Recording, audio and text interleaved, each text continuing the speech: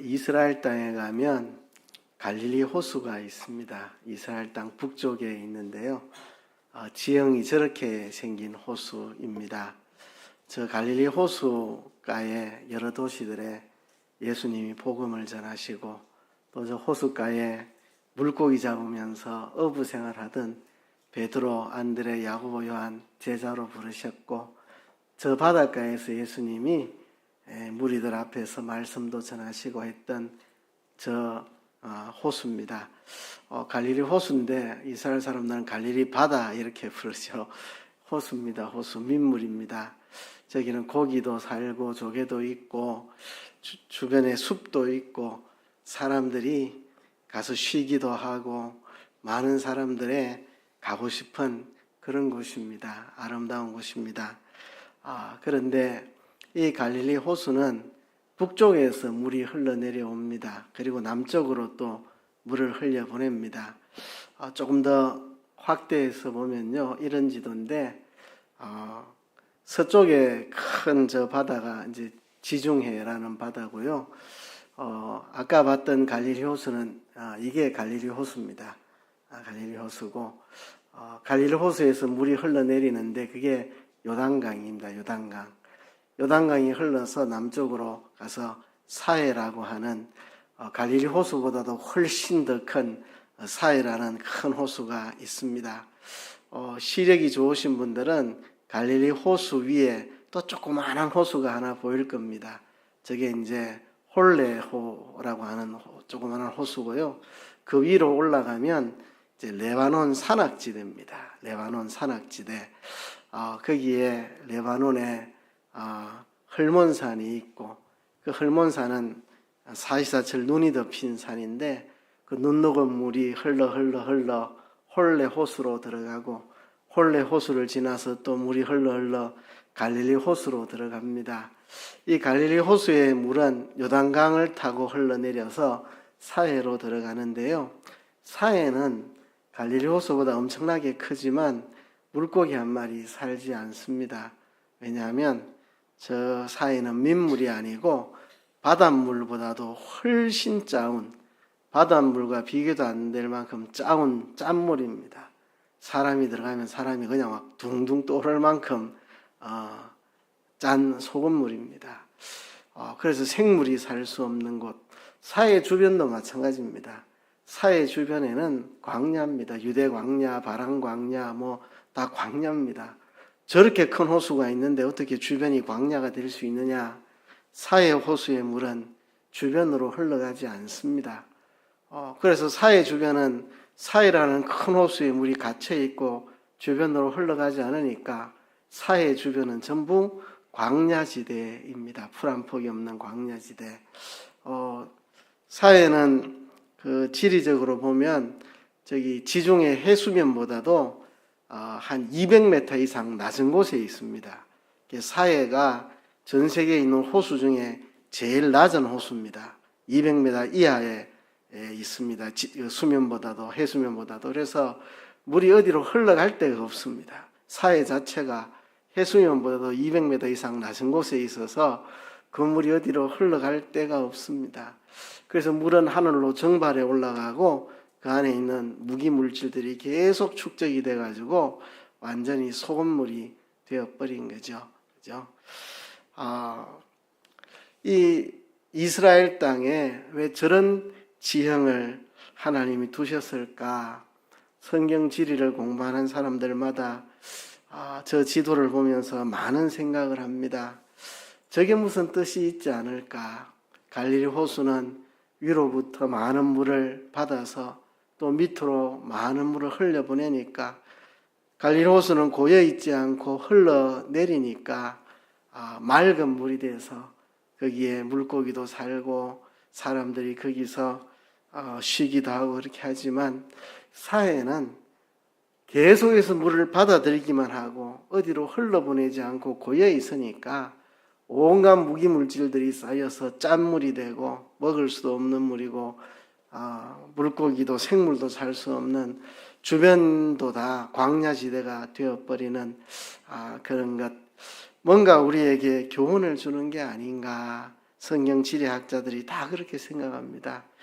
우리가 흘러보내야 된다. 내게 있는 것을 누군가에게로 흘러보내야 생명이 살아나고 뭔가 복이 되고 뭔가 소성케 되는 그런 일이 있다. 내가 받기만 하고 가두어 놓으면 썩어버린다. 사해처럼 위로부터 맑은 물을 받아가지고 가두어 놓으니까 다 소금물이 돼가지고 생물도 살 수 없는, 주변도 다 광야지대가 돼버리는 그런 것처럼 이 이스라엘의 지형 자체가 우리에게 그것을 교훈해 주는 게 아닌가. 성경 지리학자들이 다 그렇게 생각을 합니다. 하나님이 내게 주신 축복, 내 안에 가두어 두면 그게 축복이 아니라 재앙이 됩니다. 하나님 내게 주신 축복을 또 다른 곳으로 흘러보내야만 그게 진정한 축복이 되지, 가두어 두면 재앙입니다. 재앙. 그게 돈만이 그런 게 아니고 재능도 그렇고 시간도 그렇고 건강도 그렇고 힘도 그렇고 모든 게 다 그렇습니다. 재능, 하나님 내게 주신 재능 나만을 위해 쓰면 안 되겠죠. 다른 사람들을 위해 내 재능을 사용을 해야 되겠죠. 시간이든 건강이든 육체든 사회적인 어떤 힘이든 다 우리가 흘러보낼 때에 그게 썩지 않고 생명이 된다는 겁니다. 서울에 청계천이 다 썩어버렸는데 복개 공사를 해가지고 물을 계속 흘러보내니까 지금은 물고기들이 사는 그런 곳이 되었습니다. 고여 있으면 불행해집니다. 돈도 내 안에 고여 있으면 그게 복이 아니라 재앙이 됩니다. 시간도 재능도 힘도 은사도 내 안에 고여 있으면 내 삶을 풍성하게 만드는 게 아니라 내 삶을 썩게 만듭니다. 원래 이 고름이라는 게 피가 흘러야 되는데 흐르지 못하고 고여 있으면 그게 고름이 되는 것처럼 하나님이 주신 모든 복이 내 안에 고여 있으면 나를 불행하게 만드는 그런 것이 된다는 것입니다. 우리는 태어나서부터 어려서부터 이기심을 가지고 있습니다. 이 타락한 아담의 후손으로서 우리 속에는 이기심이라는 타락한 근성이 있습니다. 그래서 뭐든지 내 안에 가두어 놓으려고 하는 것, 흘려보내기를 주저하는 그런 근성이 우리 안에 있습니다. 그래서 어릴 때 참 귀에 닦지 않도록 들었던 이야기, 공부해서 남주나, 공부해서 남주나, 공부해서 남주나 이렇게 그죠. 그런데 김영길 총장님이 그 이야기를 했습니다. 공부해서 남주자, 공부해서 남주자. 이 말이 그 당시에 참 유행이었습니다. 사람들의 의식을 깨우는 이야기였습니다. 어른들이 전부 자식들에게 공부해서 남주라 임마, 공부해라, 공부해서 남주나. 그 말 속에는 공부하면 나만 주고 다 내 거 되니까, 내 차지 되니까 니는 공부해갖고 움켜서 해야 된다, 이런 의미잖아요. 근데 김영길 총장님이 공부해서 남주어야 한다, 공부해서 남주기 위해서 우리는 공부한다. 얼마나 이 사회에 많은 사람들의 의식을 깨우는 이야기. 저도 젊었을 때 공부해서 남주자 그 이야기 듣고 제 의식이 확 깨나는 것 같았습니다. 맞다, 그렇지. 왜 우리가 어릴 때부터 어른들한테 공부해서 남주나 임마, 공부해서 남주나, 공부해라, 공부해라, 공부해서 남주나, 이렇게 왜 배웠을까? 네가 공부를 해야 남을 주지. 네가 배워야 남을 섬기고 남에게 유익을 주지. 네가 많이 잘 배워야 남을 돕는 일을 하지. 공부해서 남줘야지. 이렇게 배웠으면 우리가 좀 다르게 살았을 수 있는데 왜 어른들에게 공부해서 남주나 이런 이야기를 배웠을까? 김영길 총장님 이야기를 듣고 정신이 번쩍 들었습니다. 중국에 가면 이 개업할 때 서로 선물도 하고 하는데요. 이 가게마다 재물신을 많이 갖다 놓습니다. 재물신. 이 재물신의 모습은 머리와 입은 엄청 크고 엉덩이는 조그맣고 똥구멍은 없습니다. 항문은 없어요. 뭡니까? 먹기만 하고 싸지 않는 것. 돈을 막 끌어들이고 머리는 크고 입은 큰데 엉덩이는 조그맣고 항문은 없어요. 이게 재물신입니다. 어쨌든지 많이 끌어모으겠다 그거죠. 근데 참 어리석은 거죠. 여러분, 음식 먹고 배설 못하면 사람 죽습니다. 그죠? 한 3일만 음식 먹고 배설 못하면 막 시름시름 할걸요. 일주일로 열흘이고 계속되면 사람 장이 썩어가지고 죽습니다. 큰일 나요. 그죠? 흘러야 먹고 또 배설하고 흘러야 이 생명이 왕성해지는 거죠. 그런데도 우리는 자꾸 이기심을 가지고 내 안에서 움켜쥐고 내놓지 않으려고 그렇게 애를 씁니다. 참 나누는 게 쉽지 않은 것 같아요. 그죠? 여러분, 오른손잡이들 왼손 쓰는 거 힘들죠. 그죠? 왼손으로 뭐 하면 어색하잖아요. 그것처럼 나누는 게 그래 어색한 것 같아요. 그죠? 여러분, 발가락으로 글씨를 써보세요. 얼마나 어색한지. 우리가 나누는 게 머리로는 나누어야지 알면서도 왼손으로 일하는 것처럼 발가락으로 글씨 쓰는 것처럼 아직도 우리에게 익숙해지지 않은 어색한 그게 우리에게 이기심이 있어서 그렇습니다. 우리가 나누는 것이 진정한 복인데 나누지 않는 복은 재난입니다. 재난. 사람이 먹고 배설을 안 하면 이 장이 썩어 죽는데, 그죠?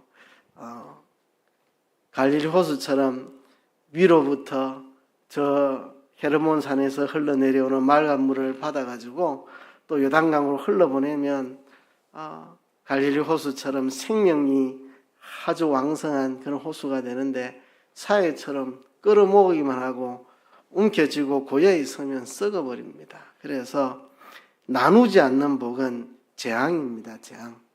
내가 받은 복을 나누지 않으면 내 안에서 다 썩어버린다는 거죠. 오늘 잠언 본문이 그것을 우리에게 말하고 있습니다. 오늘 본문 24절 25절에 보면 흩어구제하여도 더욱 부하게 되는 일이 있나니 과도히 아껴도 가난하게 될 뿐이니라. 구제를 좋아하는 자는 풍족하여질 것이요 남을 윤택하게 하는 자는 자기도 윤택하여지리라. 자꾸 나누고 흘려보내야만 내가 윤택해진다는 것입니다. 우리가 어려서부터 교육기관을 통해서 배웠습니다. 어떤 분이 페이지를 수집해서 뭐 5억을 기탁을 했다더라, 뭐 이런 이 흐뭇한 미담들을 어릴 때부터 많이 듣고 자랐습니다. 근데 그런 이야기 들으면 참 흐뭇하고 그런데 내가 하려고 그러면은 잘 손이 펴지지 않는, 남이 하는 거 보면은 흐뭇하고 그런데 내가 하려고 그러면은 왠지 자연스럽지 않고 힘든 거, 우리의 이기적인 본성 때문에 그렇습니다. 그래서 그것도 참 웃기는 이야기인데요. 어릴 때 내가 아무것도 뭐 가진 게 없을 때는 어떤 분이 이렇게 어렵게 일해가지고 장사해가지고 뭐 돈을 뭐 10억을 기탁했더라, 참 훌륭하다 이런 이야기 하는데요. 나중에 어른이 돼가 내한테 그 돈이 생기면 그런 이야기 안 합니다. 그런 이야기 안 해요. 그런 이야기 누가 해도 그냥 못 들은 척하고 지나가고 내가 가진 게 하나도 없을 때는 우리 사회에 저런 어른이 있다더라 막 떠들고 다니고 이러는데 막상 내한테 그런 돈 생기면 그런 이야기 입밖에 안 내고 들어도 못 들은 척하고 지나가고 괜히 내한테 불똥 튈까 봐 그럽니다.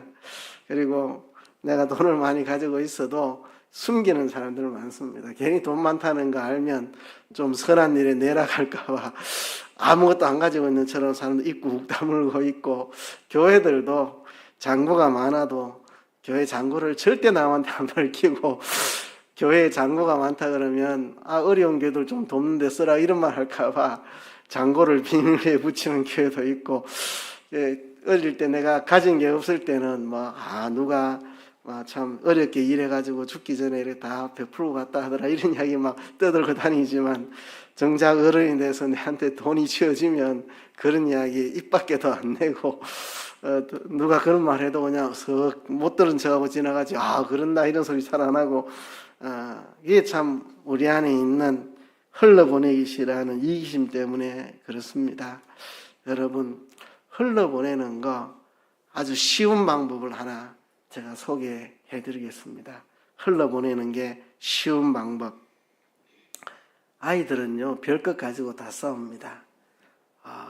나무에서 이쁘게 생긴 나뭇잎 하나 떨어졌는데 서로 차지하려고 정말 둘이서 엄청나게 싸워댑니다. 그 이쁜 나뭇잎 자기가 가지겠다고. 그죠? 싸움을 멈추는 방법 있습니다. 즉각 그 싸움을 중단시키는 방법. 멋진 장난감 하나씩 딱 꺼내주면 언제 그 나뭇잎 봤냐는지 그냥 치우고 얼른 그거 버리고 이쁜 장난감 딱 손에 줍니다. 그죠? 이 방법. 우리가 아무것도 아닌 것 손에 움켜쥐고 있으면 하나님이 주시는 큰 복을 받을 수가 없습니다. 움켜쥐고 있는데 어떻게 받습니까? 이거를 펴야만 하나님 주시는 큰 복을 우리가 받을 수 있습니다. 이 원리를 생각하면 우리가 손을 펴는 게 어렵지 않습니다. 아이들이 아무것도 갖고 놀 게 없으니까 나뭇잎 하나 가지고 서로 찾아야겠다고 싸우는 거지. 진짜 멋진 장난감 꺼내줘봐요. 당장 던지고 그거 확 잡지요. 하나님이 주시는 진짜 큰 복을 손에 주려면 내 손에 쥐고 있는 시시한 거를 펼 수 있어야 됩니다. 시시한 거 움켜쥐지 않아야 하늘의 큰 복을 받을 수 있다는 겁니다. 우리가 작은 것에 집착하지 말아야 합니다. 작은 것에 집착하지 말고 하나님의 큰 복을 받도록 우리는 손을 펼 수 있어야 됩니다. 성 어거스틴이 이렇게 말했습니다. 하나님은 그의 손을 채워주실 빈손을 찾고 계신다. 하나님은 그의 손을 채워주실 빈손을 찾고 계신다.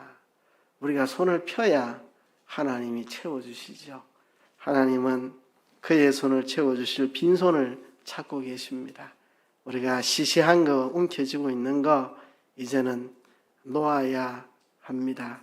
그렇게 할 때 하나님 주시는 더 큰 복을 우리는 받을 수 있습니다. 자, 우리가 오늘 하나님 주시는 더 큰 복, 어떤 복이냐 그걸 한번 생각해 보겠습니다. 우리가 쥐고 있는 것들을 내려놓음으로 하나님 주시는 더 큰 복을 받을 수 있는데 더 큰 복 어떤 거냐? 제가 세 가지 복을 이야기하겠습니다. 첫째는요, 나눌 때에 하나님을 닮아갈 수 있습니다. 우리가 나눌 때 하나님을 닮아갑니다. 여러분, 하나님의 특징은 주시는 분입니다. 주시는 분. 마귀의 특징은 빼앗아가는 자입니다. 빼앗아가는 자. 우리가 하나님을 닮아가려면 주는 연습을 해야 하나님을 닮아갈 수 있습니다. 예수님이 마귀를 가리켜서 도적이라 그러십니다. 도적.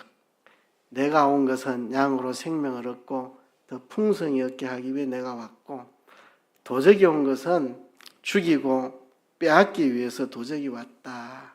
마귀를 예수님은 도적이라고, 다 빼앗아가기 위해서 내 자유를 빼앗아가고 하나님의 자녀로서의 특권을 빼앗아가고 하나님의 백성으로서의 영광을 빼앗아가고 내 영원한 생명을 빼앗아가고 이렇게 내 믿음을 빼앗아가고 평강을 빼앗아가고 다 빼앗아가는 이게 마귀입니다. 마귀. 그래서 예수님이 마귀를 도적이라 그렇게 말했죠. 하나님의 특징은 주시는 분이고 마귀의 특징은 빼앗아가는 도적질하는 자입니다. 부부간의 사랑도 도적질해가고 친구와의 우정도 도적질해가고 삶의 목표도 빼앗아가고 삶의 용기도 빼앗아가고 삶의 열정도 빼앗아가고 빼앗아가는 게 마귀의 전문 과목입니다. 그래서 우리가 움켜쥐고 빼앗고 하면 마귀를 닮아가는 거고, 손을 펴고 흘려보내고 나누어 주는 훈련을 하면 하나님을 닮아가는 것입니다. 그렇죠? 하나님은 우리를 사랑해 주시고 용서해 주시고 우리를 인도해 주시고 그렇죠? 주시는 그런 분입니다. 우리가 하나님께 기도하는 이유가 뭡니까? 주시는 분이니까 기도하죠. 하나님 주시는 분이니까. 기도하면 항상 하는 말이 뭡니까? 주옵소서, 주시옵소서. 하나님 건강을 허락해 주옵소서, 믿음을 주옵소서, 열심을 저희들에게 허락해 주옵소서. 교회 부흥을 허락해 주소서. 맨날 주소서 하는 거 하나님은 주시는 분이니까요. 그래서 우리가 하나님 닮은 사람이 된다는 것은 하나님이 주시는 분인 것처럼 우리가 주는 사람이 되어야 됩니다. 내가 남의 것 빼앗지는 않지만 나눠주지 않는다면 하나님 백성다운 사람이 아닙니다. 그래도 예수 믿는 사람들 남 빼앗아서 사는 사람들은 없겠죠. 우리 중에 남의 것 빼앗아 사는 사람은 없습니다. 그러나 그걸로 우리가 만족하면 안 되고 내 것을 나누어 주는 하나님을 닮은 자녀로 우리가 그렇게 살아가야 안 되겠습니까? 하나님의 소원이 그겁니다. 너희가 나를 닮아가야 된다. 나를 닮아가야 된다. 나처럼 되라. 나처럼 주는 자가 되라. 이 하나님의 소원입니다. 그래서 우리가 나누어 주는 사람이 되면 하나님을 닮아간다. 하나님을 닮아간다. 그겁니다. 그렇죠? 야고보서에 경건을 이야기할 때 성경 많이 읽어야 경건하다 이래 말 안 하고 기도 많이 하면 경건하다, 예배 많이 참석하면 경건하다 이래 말하지 않고 야고보서는 하나님 앞에서 정결하고 더러움이 없는 경건은 곧 고아와 가부를 그 환난 중에 돌아보고 또 자기를 지켜 새 속에 물들지 아니하는 이것이니라 이렇게 말했습니다. 진정한 경건이 뭐냐? 하나님 닮아서 하나님이 하시는 것처럼 우리도 나눠주는 거, 그게 진짜 경건한 겁니다. 여러분, 성숙했다고 하는 표현, 어떤 걸 성숙이라고 그럽니까? 나 중심에 빠져 있으면 성숙하지 못한 거고, 나 중심에서 벗어날 때 우리는 그걸 성숙이라고 그럽니다. 어릴 때는 뭐든지 나 중심입니다.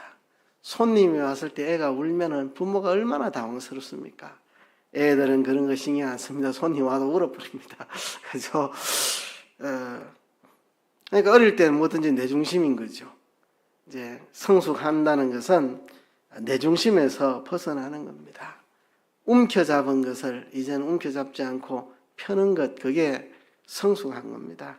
뭐든지 내 안에 고여 있던 거 이제는 풀어서 흘러보내는 그게 성숙입니다. 성숙. 그렇죠? 그래서 사람들이 언제 성숙합니까? 결혼해서 자식 낳고 키우면서 성숙합니다. 자식 낳으면 내 중심으로 못 살죠. 그렇죠? 처녀 때는 내 하고 싶은 거 다 하고 돌아다니다가 이제 애 낳으면 애를 위해서 자기를 다 희생해야 되는, 자식을 위해서 흘러보내야만 되는, 그러면서 내 중심에서 벗어나면서 자식을 위해 희생하고 헌신하면서 사람 성숙하는 거죠. 우리가 나눌 때 우리가 성숙하고 하나님을 닮아가는 축복을 누릴 수 있습니다. 그죠? 두 번째는 우리를 통해 세상을 축복할 수 있다는 것입니다. 우리가 나눔을 통해서 세상을 축복할 수 있습니다. 제가 계속해서 아브라함 언약을 이야기했는데요. 너를 통해 세계 모든 민족이 복을 누리도록 하겠다. 아브라함에게 너를 통해서 세계 모든 민족이 복을 누리게 내가 하겠다. 이게 하나님이 아브라함에게 주신 언약인데, 이게 이상하게 돼가지고 이스라엘 백성들이 바빌론 포로 갔다 돌아오고 이렇게 하면서 이들이 율법의 진정한 정신은 다 잊어먹고 어떤 민족주의로 변질돼가지고 진짜 율법이 말하고 있는 진정한 뜻은 싸그리 잊어버리고 이상한 민족 종교를 만들어가지고 예수님이 오시니까 예수님 가르침하고 완전히 반대되는 이상한 종교가 되어버렸어요. 유대교가. 그렇죠? 원래 하나님께서 계획하셨던 게 아브라함에게 너를 통해 세계 모든 민족이 복을 얻게 하겠다. 선지자들이 계속해서 너희들을 통해 세계 만민들에게 복을 끼치는 그런 일을 하게 될 것이라고 그렇게 예언했는데도 민족주의에 빠져있는 이 유대인들은 그런 게 귀에 들어오지 않는 것 같아요. 그렇죠? 완전히 민족 종교가 되고 말았죠. 그렇죠? 하나님의 원래 계획은 우리를 통해 온 세상을 축복하는 일입니다. 축복하는 일. 시골에 가면 지금도 감나무 꼭대기에 감들이 달려 있는 게 보입니다. 그게 뭔 뜻인지 다 아시잖아요, 그죠? 손 닿지 않는 감 따지 말고 두면 겨울에 까치들 굶어 죽지 않고 까치밥 하라고 감을 남겨두었다. 참 옛날에 가난했던 시절, 먹고 살기도 힘들었던 그 시절에 까치밥이라고 높이 달린 감은 따지 않았다는 이 조상들의 너그러움, 그죠? 베푸는 거 우리가 기억해야 됩니다. 어디 가다가 이 감나무 꼭대기에 감 날린 거 볼 때마다 나누어야 되는데 실물 교제로 그렇게 삼습니다. 콩을 심을 때 작대기로 푹 찔러가지고 구멍을 낸 다음에 콩 새알을 넣는데 왜 새알을 넣느냐? 하나만 넣어도 싹이 나고 얼마든지 수확을 할 수 있는데 왜 새알을 넣느냐? 하나는 새를 위해서, 하나는 땅속 벌레를 위해서 새알을 넣는다. 그런 말 들은 적이 있습니다. 진짜 그런지는 모르겠는데 작대기로 찔러서 콩을 새알을 넣는 이유는 벌레를 위해 하나, 새를 위해 하나, 또 내 수확을 위해 하나 그렇다고 이야기를 들었는데 진짜 그런지는 모르겠습니다만은 제가 아는 것은 구약 성경에 이스라엘 백성들이 추수를 할 때 밭에 한 모퉁이는 추수하지 말고 버려두라. 그래서 누군가 가난한 사람들이 먹도록 해라. 또 이제 수확을 끝내고 집에 가려고 뒤돌아봤더니 곡식딱 큰 거 한 단을 모르고 안 갖고 나왔다. 그거 가질로 되돌아가지 말아라. 떨어진 이삭 절대 줍지 말아라. 가난한 자들이 와서 그런 것들을 먹도록 다 두어라. 그렇게 하나님께서 모세의 율법에 기록을 해주셨습니다. 하나님 원하시는 게 뭐겠습니까? 세상 열방과 다른 민족이 되거라. 이스라엘 백성은 너희들은 세상 모든 민족들하고 다르게 살아라. 세상 모든 민족들이 알뜰하게 추수해서 창고에 꼭꼭 쌓아놓고 문 탁탁 걸어놓고 내한테 있는 거 하나도 딴 데 흘러보내지 말고 야무딱지게 살아라 하는 세상과 다르게 너희는 흘러보내고 베풀고 나누고 살아라. 그거를 가르치기 위해서 모세의 율법에 이런 율법을 주셨고 결국 이 율법을 주신 것은 주변의 다른 민족들이 보고 저 이스라엘 백성은 우리하고 다르다. 저 사람들은 추수할 때 한쪽은 추수를 안 한대. 왜? 가난한 자들 먹으라고. 그리고 곡식단을 모르고 안 갖고 나왔으면 아무리 큰 곡식단이라도 다시 갖고 나올 수가 없대. 왜? 가난한 자들 먹으라고. 세상에 저런 나라가 있나? 저 나라는 어째서 저렇게 하노?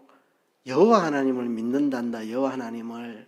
그래서 이스라엘 백성들을 통해서 세계 모든 민족이 하나님을 알고 복음을 향하여 나오도록 이스라엘을 세상의 빛으로 소금으로 세우려고 모세의 율법에 그런 율법을 주어서 이렇게 살아가는 이들의 모습을 통해 세계 모든 민족이 하나님을 알고 참 하나님을 믿는 게 이렇게 복되구나, 이렇게 하나님께 나오도록 그렇게 하는 게 하나님의 계획이었고 꿈이었습니다. 그래서 아브라함에게 너를 통해 세계 모든 민족이 복을 얻게 하겠다 했고 그 아브라함의 후손들에게 이런 율법을 주어서 열방이 보고 정말 하나님이 섬기는 백성들이 다르다.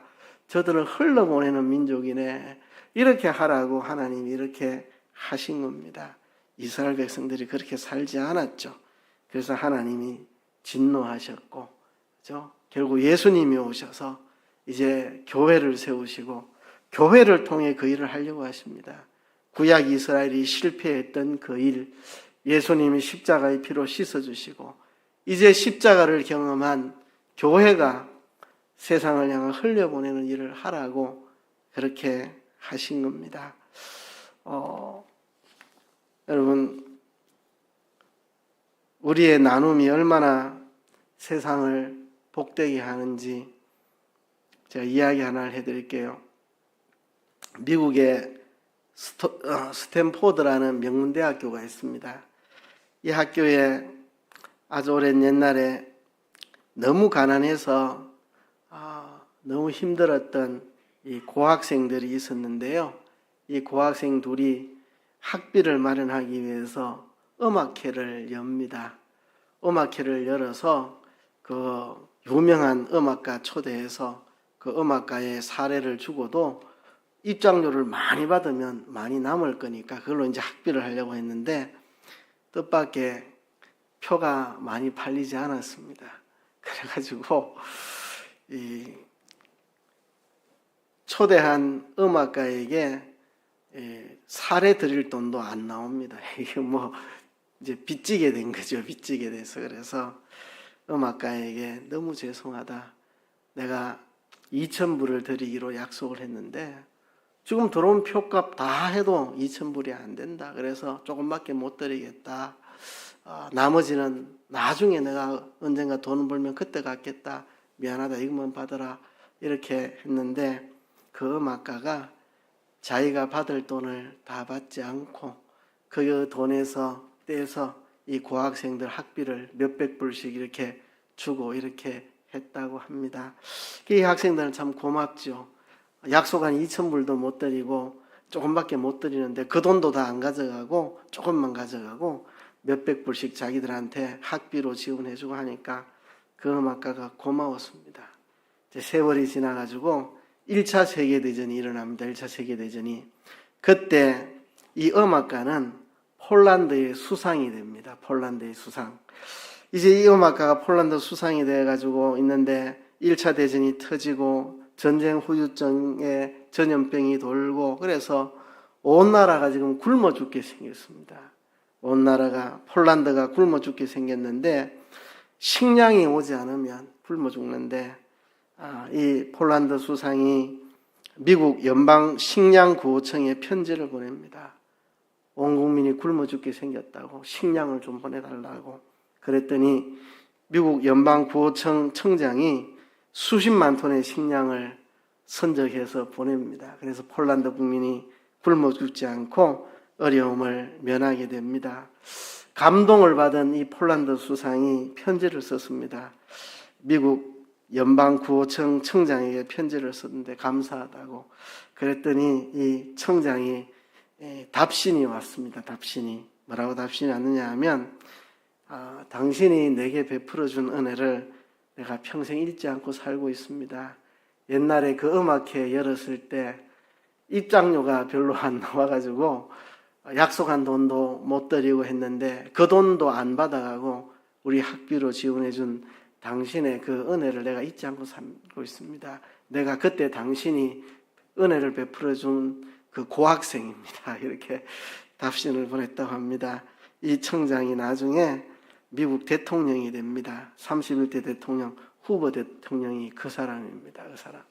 그러니까 이 폴란드 수상은 그가 젊었을 때, 음악가로 있을 때 정말 가난한 학생들에게 자기가 받아야 될 것을 나누어 준 것으로 자기가 수상이 됐을 때 국민들 전체 굶어 죽지 않도록 살려내는 그런 일이 됐다는 거죠. 그죠? 이 수상이 젊었을 때, 음악가로 있을 때 남에게 베푼 그것이 결국 자기 국민들을 전쟁통에 굶어 죽지 않도록 만들어주는 그런 일을 하게 되었다는 것입니다. 여러분, 우리가 나눔으로 세상을 축복할 수 있습니다. 세 번째는 나눌 때만 나를 축복할 수 있습니다. 오늘 본문에 흩어구제하여도 더욱 부하게 되는 일이 있나니 과도히 아껴도 가난하게 될 뿐이라 그랬습니다. 구제를 좋아하는 자는 풍족하여질 것이고 남을 윤택케 하는 자는 윤택하여지리라. 나눌 때 내가 진정한 복을 누릴 수가 있습니다. 내가 쥐고 있는 작은 것 손을 펼칠 때 하나님이 더 큰 것을 내 손에 쥐어 주십니다. 예수님께서 말씀하셨습니다. 주랴 그리하면 너희에게 줄 것이니 곧 후이되어 누르고 흔들어 넘치도록 하여 너희에게 안겨주리라. 하나님께서 나눠주는 자에게 풍성히 주리라 그렇게 말씀을 했습니다. 여러분 구약성에 보아스라는 인물이 있죠. 노총각으로 늙어 죽을 뻔했는데 저 모압 땅에서 이방인 룻이라는 여인이 시어머니를 따라 여호와를 믿겠다고 찾아왔습니다. 지금 먹을 게 하나도 없습니다. 그래서 남의 밭에 이삭을 주우러 다니고 있습니다. 보아스가 너그러운 마음으로 자기 종들에게 저 여자아이 여기서 많이 죽어가도록 해라. 집적대지 말고 괴롭히지 마라. 모압 사람이라고 놀리고 그런 거 하면 안 되고 가만히 두어라. 그리고 일부러 곡식을 막 흘리고 다니라. 죽어가도록 막 흘리고 다니라. 막 이렇게 먹을 것도 주고 물도 주고 이렇게 호의를 베풉니다. 그 호의 덕택에 룻과 결혼해서 예수님의 조상이 되게 되었죠. 여러분, 나누는 것은 내 자신을 축복하는 게 됩니다. 내 자신을 축복하게 됩니다. 여러분, 움켜쥐면 하나님의 복을 받을 수가 없습니다. 내가 움켜쥐고 있는 것을 펴야만 하나님이 주시는 복을 받을 수가 있습니다. 우리가 하나님 주시는 더 큰 복을 받도록 우리가 움켜진 손을 펼쳐야 되겠습니다. 이야기만 하고 말씀을 맺겠습니다. 요한 웨슬레가 평생 가지고 살던 그의 삶의 모토가 있는데 이것입니다. 내가 할 수 있는 모든 방법으로, 내가 할 수 있는 모든 곳에서, 내가 할 수 있는 모든 사람에게, 내가 할 수 있을 때는 언제나, 내가 할 수 있는 한 오랫동안 선한 일을 하겠다. 이게 요한 웨슬레의 삶의 모토였다고 합니다. 내가 할 수 있는 모든 방법, 모든 곳, 모든 사람, 언제나 가능한 오랫동안 나는 선한 일을 하겠다. 이게 요한 웨슬레의 삶의 모토인데요. 한번 우리 남은 생에 얼마 안 되지만 우리 남은 생에 우리 삶의 모토로 한번 삼아봤으면 좋겠다는 생각입니다. 말씀을 생각하시면서 한번 다 같이 통성으로 기도하겠습니다. 하나님